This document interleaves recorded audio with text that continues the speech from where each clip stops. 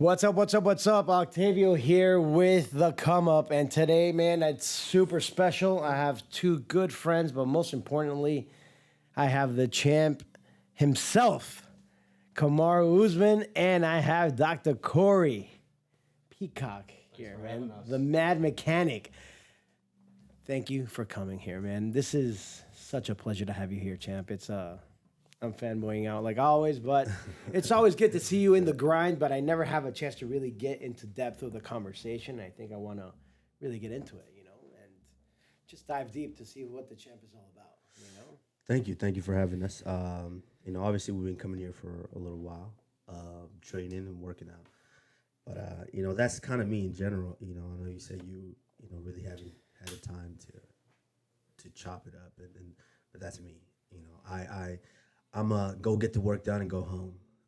That's how I am. I'm a homebody in general. A lot of people that kind of follow me know that I'm pretty much either I'm training at the gym or I'm sitting at home or I'm doing something with my daughter. So that's not I just don't want it. That's just how I am. Go to the gym and work out and get home. But it's been a pleasure coming in here and working for the last almost 2 years. Almost 2 years. Yeah. Man. So obviously you've seen me all the time with Dr. Peacock, and that's just what we do. We come in, we get the work done, and we continue to accelerate up that ladder. Well, we've seen the ladder. You're on the top of the ladder at the moment, and I love seeing you there, man. But, I wanted to start off with something I really admire about you. I had my first son 5 months ago. And for me, being a fan, but seeing that moment, I know we shared the same, we talked about it. Absolutely. When I saw you get the belt wrapped around your waist with your daughter in your hands, I'm getting goosebumps. I see that right now. You have those are goosebumps for real. These are real. This is one of the proudest things I've ever seen. A man show emotion with his daughter in the peak of your life, reaching one of those ultimate goals. I've never seen anybody happier. And I wanted to share that it made me emotional myself because I can't even fathom that moment of all that hard work that I've seen you put in the gym here. I've seen you at FTX. I've seen you on social media. The grind constantly was very emotional for me just to see, but you as a father, and I know you put your daughter first above everything, was something that I aspire to be someday. Yeah, Thank you so much. That moment was just kind of something that has been brewing for a long time because, I found out that I was going to have a daughter I think I was 1-1 going into my third professional fight. I had just lost my second professional fight, and it was like a long gap in between. And I'm an athlete I'm a wrestler, collegiate wrestler, and we compete every week. So it's like you drop a match this week, you've got next week to jump back in there and get back on that horse. And so after dropping that second professional fight, I had to sit for 9 months. And that's fighting, losing a fight is like nothing else. As we know, as a fighter, you go through the highs of highs and lows of lows. And going through that, I was at a pretty bad period of time. And then to find out on top of it, you're gonna have a daughter, and you're not financially secured. You nothing is really in place. So it was a scary moment. And then having my daughter, and my daughter has been in the gym with me ever since she was 6 months old. I would bring her to the gym and just sit her at the edge of the mat, and she would watch me train for 2-3 hours, go home, and we'll do it all over again every day. So it was all in the making of all of that and bringing her to the gym. So she watched all of this process. And I had to have her there watch through this process. And then when you get to the top of the ladder, because I had that vision all along, I knew that this was where I could go, if I continued to do what I was doing. And once I got there, it wasn't just my moment, it was her moment as well, because she had watched that whole journey. And one day when she gets old enough to really understand, she's going to understand. She's going to remember, like, wow, I used to go to the gym all the time. I saw this happen. I saw that happen. And so yeah, that was a special moment to be able to share with her. Yeah, I relate with that. My father was a race car driver, and I lived in the pits, man. And there was fights where I would be, races that I was with Emerson Fittipaldi, Alonso Jr., and stuff like that. And they're like, dude, you were there? I was like, yeah, I was the kid in the pits because, that's what I love doing. Yeah. That's cool. How did you guys link up? I want to know that because... Well, we started working in 2015. Yeah, 2015, after I had a pretty severe knee injury, a pretty bad one. And I had a strength coach already who was a phenomenal coach, Jake Benaki. And Jake was Jake is a fantastic coach to work with, the athlete that has all the tools that Jake needs. And so you're able to give Jake exactly what he needs, and he will turn you into, he will get you prepared to go out there and go to battle. Right. And, and so Jake at that time had a ton of guys, because now Jake was, we have all these top 8 class fighters that are training for fights. And these guys all have their working limbs and everything like that. They're able to give Jake exactly what he needs. So Jake didn't necessarily, I didn't think he had the time to now do something different for me. Right. Set aside time to now let's isolate this and let's spend a lot more time working just the fundamentals of that knee. And it's taken away from his program and what he can do to make everyone successful at your fights. So I believe I needed a little bit more help. And I think that's when you and Glenn started working. Glenn brought him in to me, and Glenn said, hey, I've got this guy, Dr. Peacock. He knows exactly what he's doing. And I think this would be great for you to, instead of just trying to still stick with the program that Jake was doing and know that you fall short. Here's a guy that could help you, from where you are now. More individualized, more personal. Yeah, from where you are now, and really help you get there.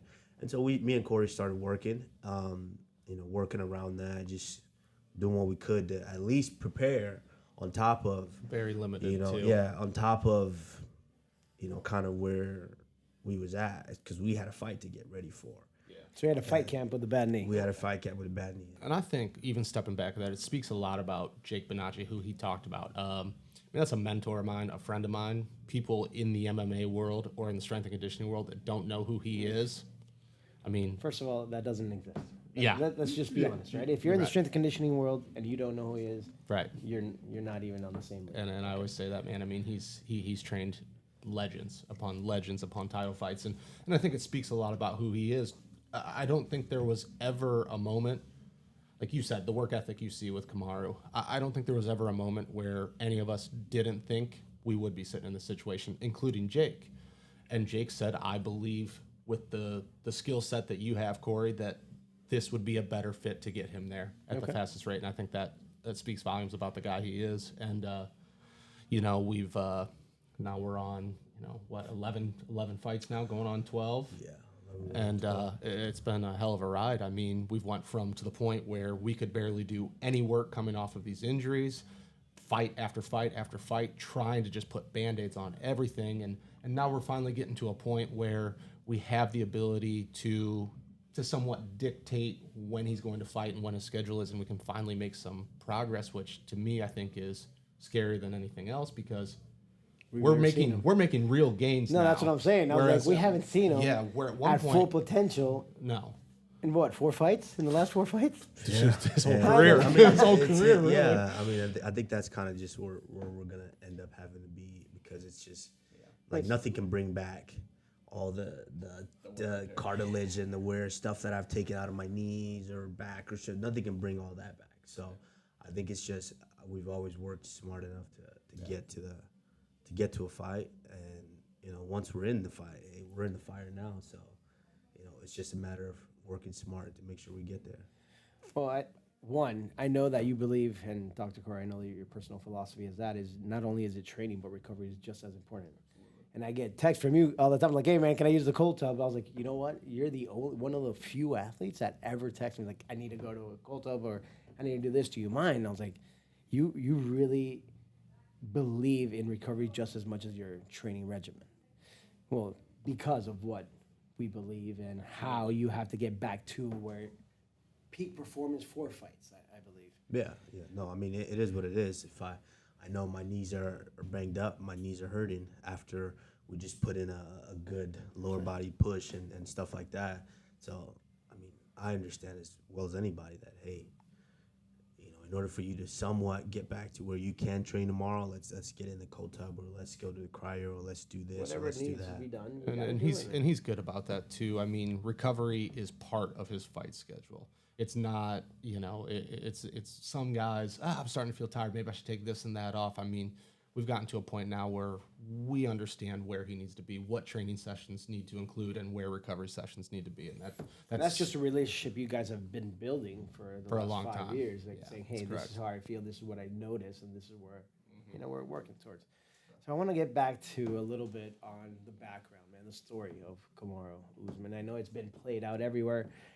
How wrestling was your bread and butter? Because I believe it was. It's not your bread and butter anymore. I mean, your game has evolved so much over the years that it's ain't scared of your hands now, champ. I don't even know what you have to prove anymore. You know? Yeah, no, I mean that's just that was actually building blocks of You had you a know, strong of wrestling getting to base.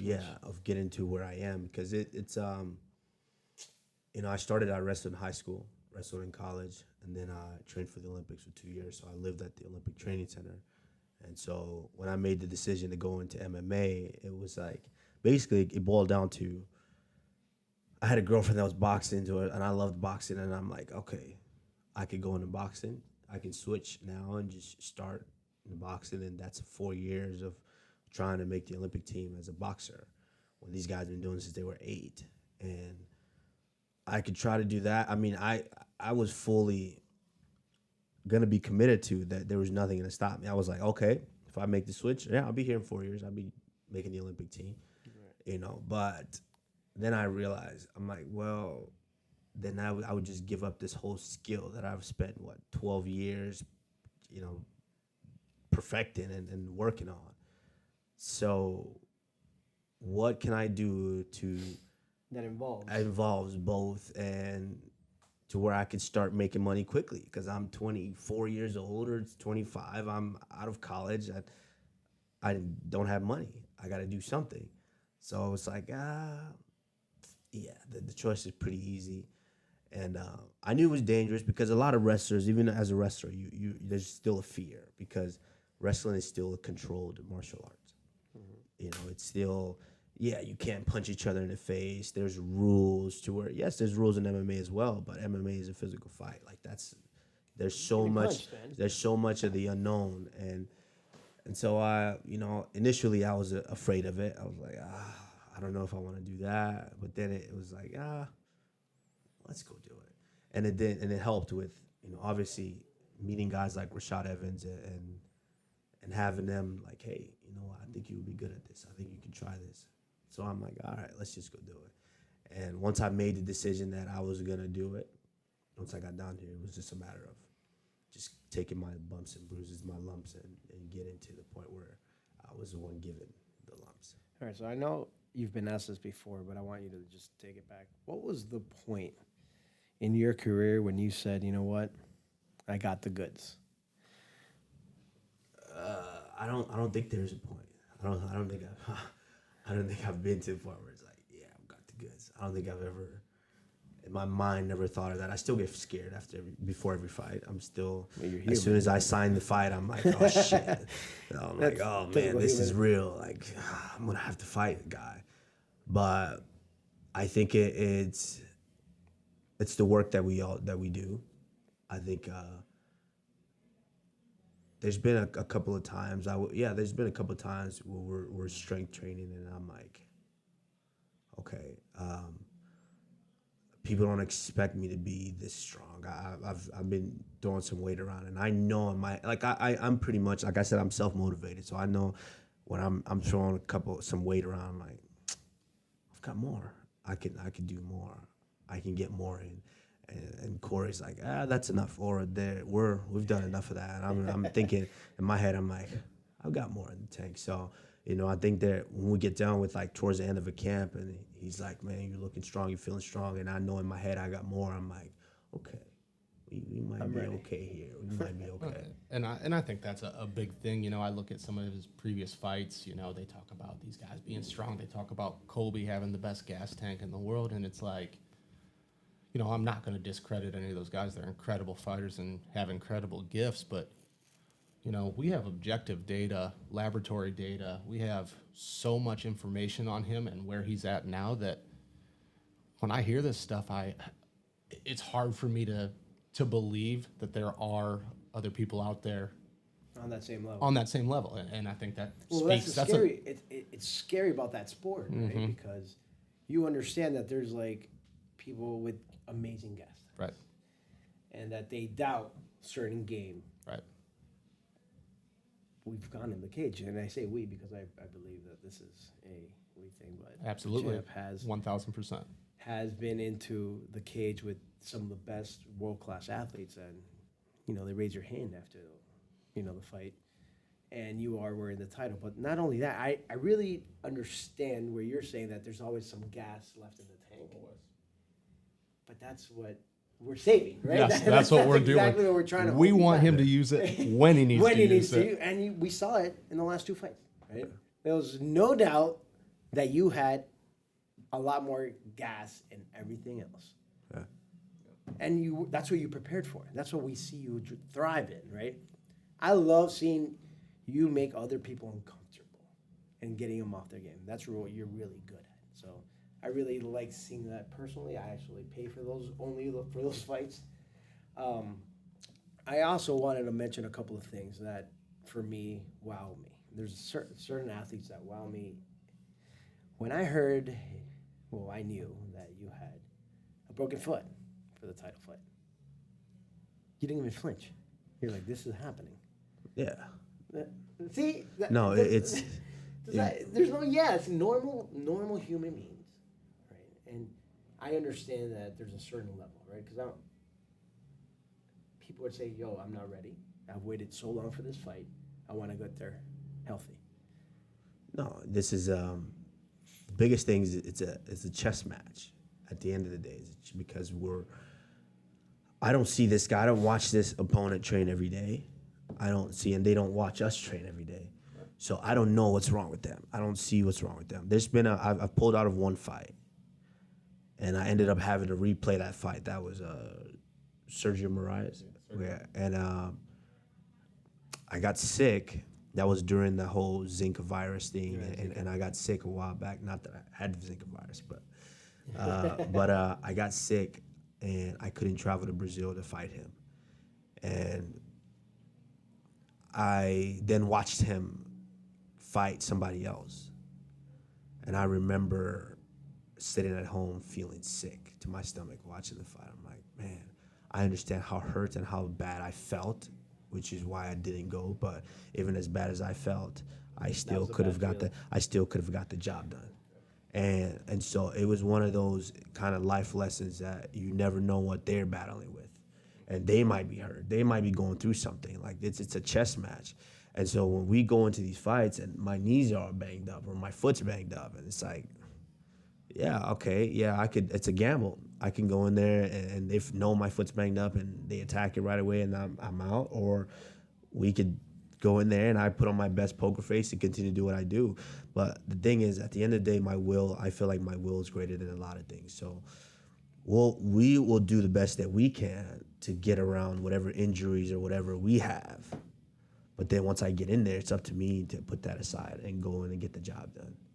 And so it was a matter of playing chess, getting there, and once we started going, and even in that last fight, my foot was hurt as well, and I remember the first minute, I threw a front kick, and I caught his elbow, and I was like, oh, no, this does not feel good. But it was just like, all right, best poker face. He doesn't know. Let's keep going. And, the rest was history. It was a great fight. That was interesting. Let's talk about some training aspects of how different and what you did differently with Kamaru moving these last 5 years on how we've evolved on speed, on conditioning. And let's not mention power, but power's always been there, right? It's always been there. Explosion and power's always been for Kamaru, hence the wrestling aspect, right? But you've had to change some training things to, just dial up his game a little bit. I wanted to see if you could touch on a couple of points. Absolutely. And I think one of the really important things with this question is there was a point in time earlier in his career where he was very limited in his ability to train some of the specific martial arts aspects because of his body not being able to hold up. I mean, there were camps where he and I were together 3, 4, 5 times a week making up for those things. And I think that was a point in time in his career where I think conditioning was extremely important in terms of our aspect of strength and conditioning. We've gotten to a point now where we've built a stronger foundation, and we've been able to, he's been able to train those modalities a lot more, where I've been able to actually sit back and say, okay, what are we actually doing? Are we conditioning him for the fight, or are we building his energy systems properly that he needs to train? And I think that's been the biggest difference, that I'm preparing him to train. That grind of camp, that's what my preparation is. The wrestling, the sparring, those countless rounds that people don't see, that's what puts him in shape for the fight. It's not a magical combination of this, that, these things that I've put together. It's following proper guidelines of training energy systems and training progressions that allow him to basically take the capacity of work that is necessary to be at the level he's at, and those countless hours of training and wrestling. I mean, that's what's really putting him in the best shape to go out there and wrestle and fight and punch. And I think a lot of times strength and conditioning coaches overlook that a little bit, thinking that maybe their piece of it is a lot bigger than what it actually is, when a piece of the puzzle. It's just a small piece of the puzzle. And I was a collegiate athlete myself, and it's just, I know that training for the actual sport is the most important thing to get you ready for the sport. And so if my training can work in adjunct with all the other facets of training, that's going to be the best outcome for him. It's not what's best for me and what I think is best for him.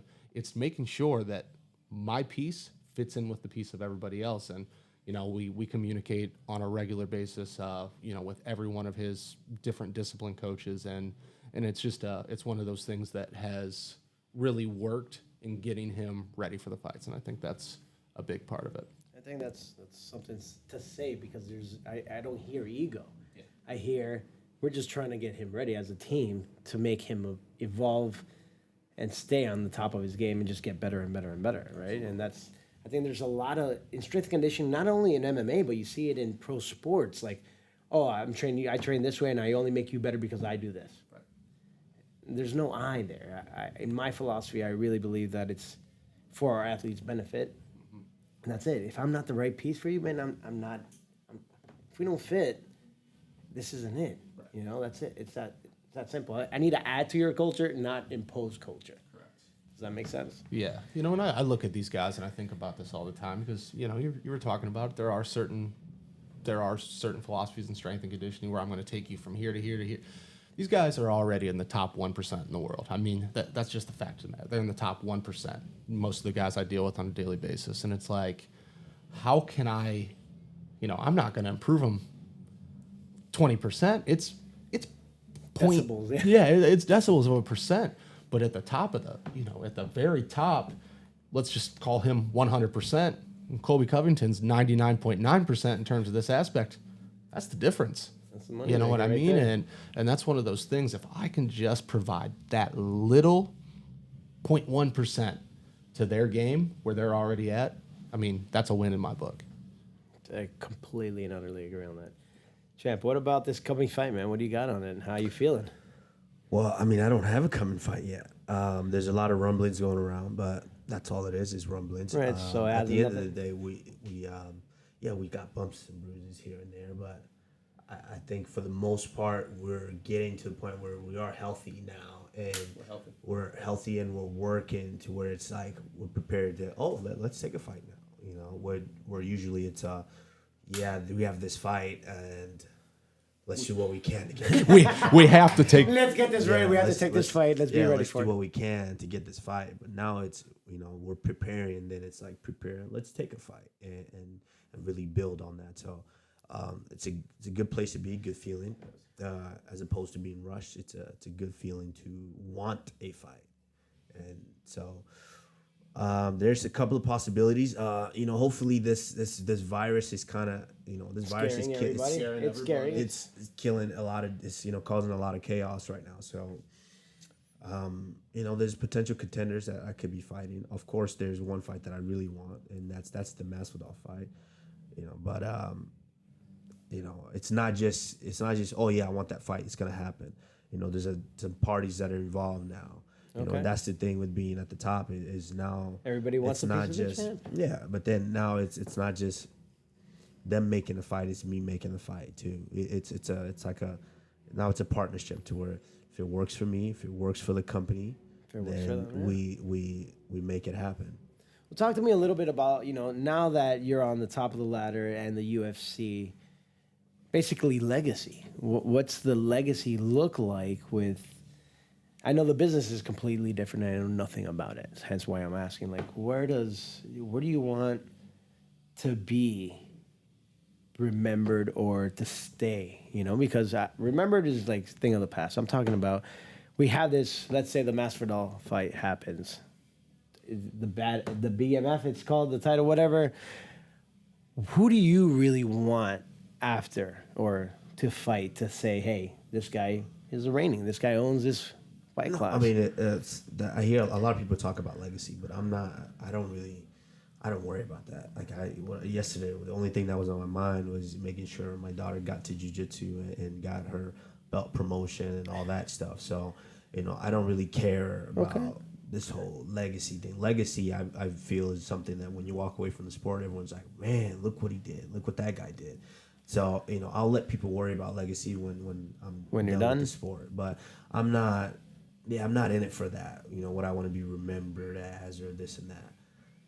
I think I'm just going through taking the next fight and the next fight. When it's the next fight, keeping in the present. I dig it. Yeah, when it's the next fight, it's like Korea. Let's work. We work and we get that fight over with. And then it's like the next one. Let's work. We get that fight over with. And when we're done, everyone's like, holy crap, look at these guys. Went through 10, 11, 12, 15, 20 fights and banged all these guys out. And, this is the greatest we've ever seen do it. But that's, that comes when we're done. We don't worry about that now. So we had a conversation. I was in a conversation when you got a call and say, hey, I think you had to fly out to New York. Dana called you and he said, I need to come to New York to see that fight. Yeah. Just to be ringside, right? Or they wanted the champ there or whatever? Well, yeah, there's a lot that goes into fights. It goes into promoting fights. It goes into doing a few things. Now, because it's a business. It's not. It's just completely money driven. It's a business. It's entertainment as well. So it was. I didn't want to go to that fight, but at the same time, because I was supposed to be fighting. Right. But it was one of those things that it looked good for me to be there, and so I was there. And you get to flex the fashion sense a little bit, right? No, I'm a fashionable guy in general. So no, you are. Props to it, because I can't pull that off. Anytime, I live in gym clothes, but anytime I get a chance to actually dress up and go somewhere, I take advantage of that. So, no, it was good. It was good to be able to go there and see how that event turned out. That's the big thing, is for people who've never been to a UFC event, there's nothing like it. And it's always good to be around one, but that one was special as well. Well, I know you got a lot of time. You don't have a lot of time, and I don't want to take more of your time, champ. I want to say thank you for coming on. I'm going to ask you one last thing. If you had anything to talk to anyone, like a big mindset quote, like, hey, you're a young athlete, you want to do something, because you've been through it all. You've been through the ringer, injuries, everything's happened. What would you tell them to focus on? Well, there's a few quotes that I live by.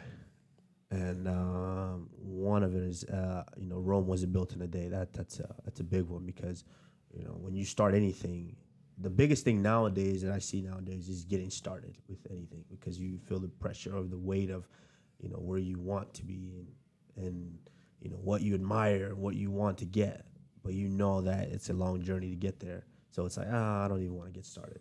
So that's the biggest. It's one of the biggest thing is that weight of getting started, but. Rome wasn't built in a day, as long as you continue to work. And I see that now with some of the guys that are in my gym that they talk to me daily. And some of my training partners that are, still getting started, they talk to me daily.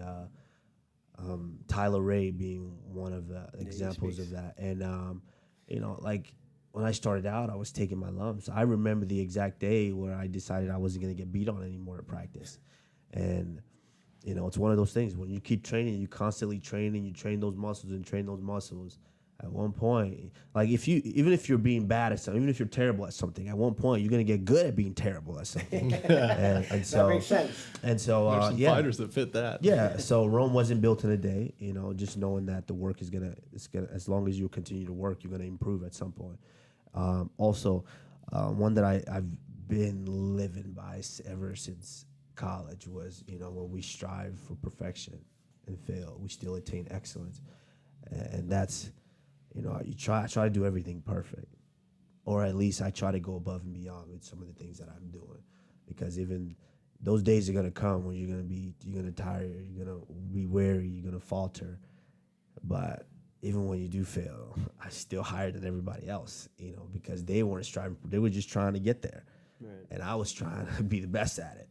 And so, those are some big quotes that I live by, and the most important one that I've been living by since, and I heard this from my collegiate coach first week of practice, and it was if you fail to plan, you plan to fail. And that was one. I thought about it for a while. I'm like, he's right. If you come into this and you don't have a plan of how you're going to achieve it, even if the plan's small, then you're gonna. It's like, I watch people come in and train. A lot of people are like, "Oh yeah, I'm gonna go work out in the gym today." Okay, well, why are you working out? Well, my stomach is I need to work on my stomach, or I need to work on my butt, or I need to work on my legs. And I've had a couple of girlfriends do that. I need to work on my stomach and my legs. Right. Okay. But then you go to I'm going to the gym. You just go to the gym. Yeah, there's no You get plan. on the treadmill. There's no plan. So you do the treadmill for maybe 5 minutes and this and that, and then you go home. Then the next day you have no plan. You do this, and this, and you go home. Then the next day you do this, and this, and you go home. And it goes to attest to what we do, Corey, because it's like, I'll ask you. I'm like, hey, I'm here. Send me the program. Mm-hmm. There's a reason I want to continue to do the program, because if you have no plan, how are you able to gauge or measure your progression?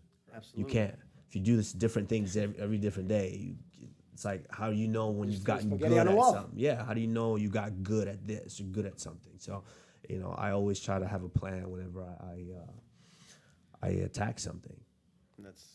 Those are 3 great quotes, man. Yeah. Dr. Corey, I'm going to ask you the same thing. Like, what's your motto? Give me things that you...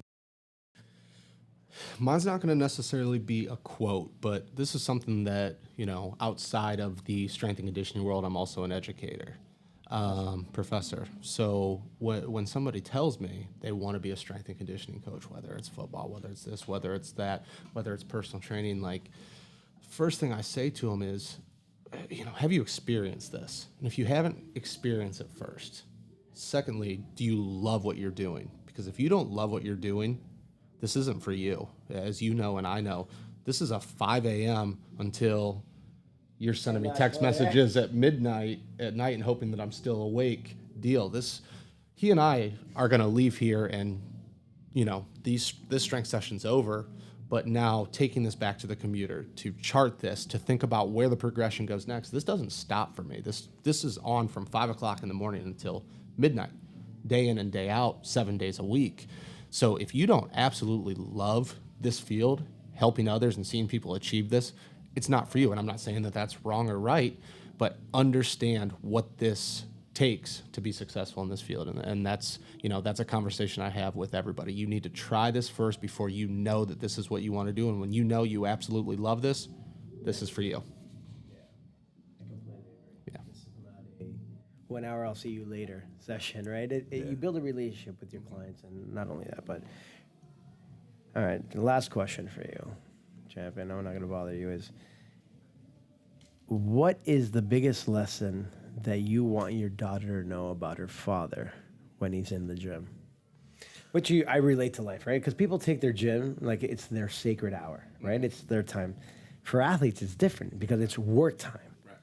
But it's still their social time as well, right? So you could tell by, he puts in work and then he says hello, he shakes hands. People are like, oh my God, he's at the gym. I was like, yeah, don't bother him right now, right? So, yeah, it's just work. When I come in, this is work. This is work. And one thing that I think my daughter will see indirectly, and I don't have to, say this to her, because My daughter's she's a child. She's super smart. But She's smart. She's a child, and I don't give her enough credit for how smart she is. But it's thing with children is like children they need to be silly and they need to play and they need to do this. But one thing that my daughter, I think, and I know she observes about me is that when I'm working. I'm serious about my work because, like I said, I have all this in my head. Like this is calculated. This is a plan because I want to see progression. I want to know that I'm getting stronger. And the only way I'm going to know that is if I'm putting my effort into it, if I'm mentally there, spiritually. And so I think indirectly she when she watches me train, she knows that. She knows that I'm not just out there just playing around. She knows that I'm serious about it. She knows how dedicated I am, and she sees it because then Daddy goes out there and competes, and Daddy's successful, and she knows, like, oh, wow, I watched him do it. So I think she's going to get to a certain point where she's going to be like, yeah, I remember at the gym, and you never really, just played around, and you were there is no playtime here. Trained, so. Absolutely no Yeah, I playtime think here. that when she gets old enough, that's what she's going to remember is the determination that I put into what I'm doing. Well, that's it. That's the answer. Determination, right? Yeah. All right. Well, I'm not going to take any more of your time, man. I really want to appreciate every single second that you're here. We love you here at FTX. You know that. Thank you. Dr. Peacock, I'm a big fan anyway. And we roll around the same circles with Arlene and everybody else. Everybody. Everybody. It's funny how this world's so small, Like, hey, so big but so small. Do you know? Yes. Okay, sure, fine. Come here. So it's fantastic. It's an honor for you to even coach here, and Appreciate Champ, that. man. I really appreciate your time. Thank you. Appreciate it. And we're your biggest fans here, man. You got a big family, you got a big culture, you got a big family sure. following you. We wish you nothing but the best, man. Thank you, my And man. as soon as that fight is made, and if it's in South Florida, you're gonna have a nice little chanting section here. So we love you, man. Thanks a lot. Thank you.